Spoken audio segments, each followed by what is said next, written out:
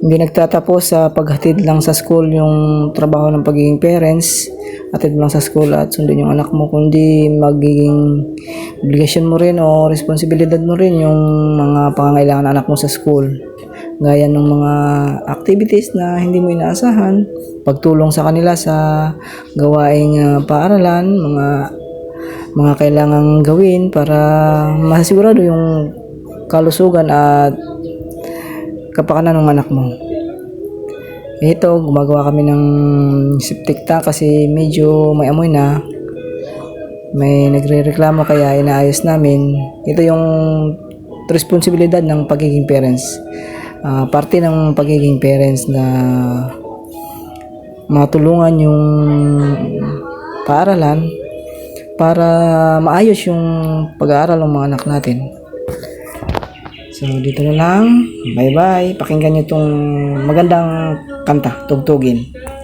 Kalami mo ka og only rice, pero di tanan ka afford sa price. Palitonon wa gyud ni us-us, sige lang og rice. Nganong ang Pinoy naghihirap, buhay sa mga politiko ang sarap. Nanginabuhi tagpatas, atong tax gikurap sa mga mananap. Mangurakot sila to the left, mangurakot sila to the right.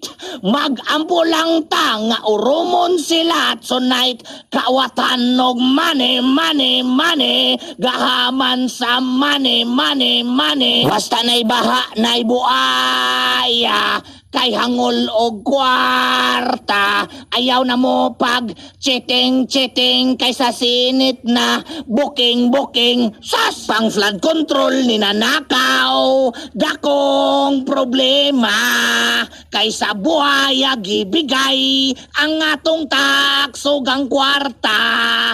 Pero dili man gihapon mo mga preso, ang mga tao ray gipanggago. Sa ganitong paraan nyo kami niloloko. This man, kawatan man, ubos ang kaban sa atong bayan. Tungod aning mga kwaknit nga inyong gipangbutaran. Sunod, eleksyon, makalingkod gihapon mo. Kay pananragtag 5 ang ilang mga ulo, oto-oto ang